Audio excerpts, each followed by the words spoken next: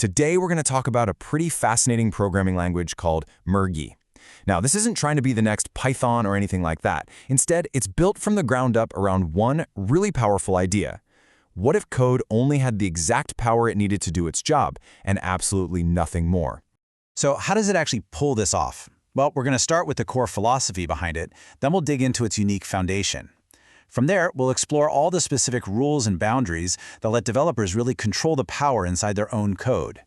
Most programming languages suffer from something called ambient authority. It basically means a random piece of code can often access things that has no business touching, like your files or your network. And that, of course, creates huge security risks. Merkle's whole approach is to just flip that idea on its head.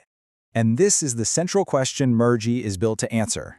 See, instead of starting with all the power in the world and then trying to take it away, Merg-E starts with zero power. Absolutely none.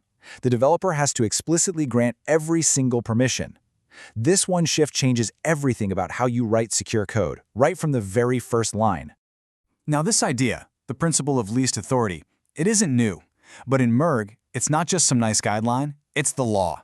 The language is literally designed so that the safest, most restrictive options are the easiest and shortest ones to write.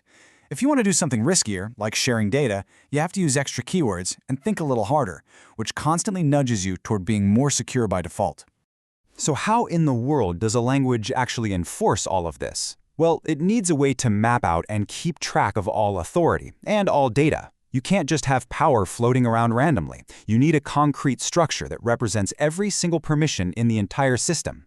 And this is that structure, a directed acyclic graph, or a DAG.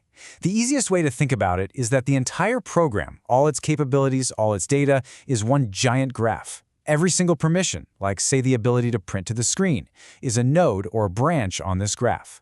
And if a piece of code doesn't have a direct path to that branch, it just can't use it. Simple as that. And this quote from the language's own documentation, it just says it all, right? The DAG isn't just another data structure. It is the data structure. From the highest level system permissions all the way down to a simple number you define, everything fits into this one single consistent model. So how is authority actually passed around? Well, you can't just copy and paste permissions. You have to physically move them. You use the prune command, which, just like it sounds, surgically cuts a branch off the authority tree. Then you use the engraft command to graft it onto a new location. Power is treated like a real, tangible thing on this map that has to be moved from one place to another. Okay, so if we're constantly moving authority around this map, what's the default behavior? When you pass some data to a function, who owns it now? Well, Merg-E has a very, very strong opinion on this.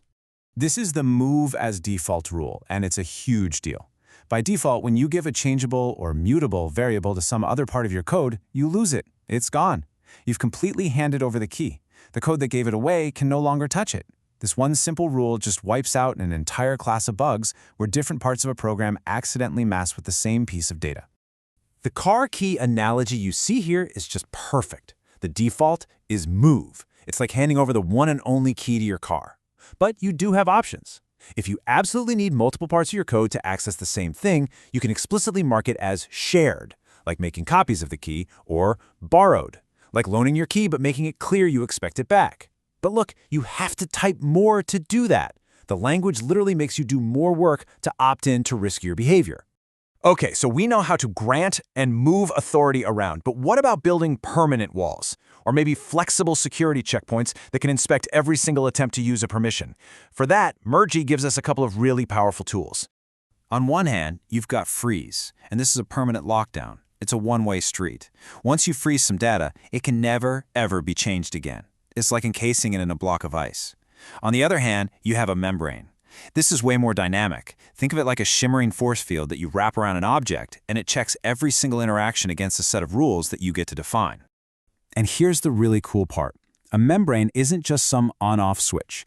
It's a totally configurable security gate. You can set up all kinds of specific rules. For instance, a non-writable membrane lets someone read your data, but they can't change a thing. Or you could use copy on mutate, which is really clever. It automatically makes a private copy for someone the very instant they try to modify the original. All right, we've built our boundaries. So now, how do we safely hand off very specific, very limited powers to other parts of our code, like a function, without just giving away the keys to the entire kingdom. In Merg-E, functions are basically born with no power. Think of them as living in a sealed box. They can't see or touch the outside world at all. If a function needs to use an external variable or some kind of permission, it has to explicitly list it in this special double colon block. It's like a bouncer at a club with a very strict guest list. If your name's not on that list, you are not getting in. But what if you want to grant a permission, but also have the power to take it back later? Well, that's exactly what a caretaker is for. It basically wraps up a piece of authority and acts as a middleman. You can then tell the caretaker to revoke access whenever you want, and it instantly cuts off that capability. And check this out. This is a fantastic example of a special kind of caretaker. It's called a quota caretaker, and you can give it a specific number of uses. In this case, that number is 8. This means the permission can be used exactly 8 times. The 9th time someone tries, it fails. The authority automatically revokes itself. It's basically a self-destructing permission. So, we've gone through all these really unique features. DAGs, move by default, membranes, caretakers. And it might seem like a lot of rules, but it all serves one single goal. So I go to all this trouble. What's the big picture? And here's the real payoff. This isn't just about adding a few extra security features. It's about creating a fundamentally different programming environment. It's one where a huge number of common security holes are literally impossible by design. The code becomes way more predictable and a lot harder to misuse because the flow of power isn't some abstract idea. It's a visible, tangible part of the program itself. Now, while Merg-E is really built for very specific high-security situations, it does make you ask a much bigger question. What if all software was built this way? What if authority wasn't an afterthought, but a core resource that had to be explicitly managed, tracked, and justified every step of the way? It's a radical thought for sure, but it's one that could completely change how we build secure systems.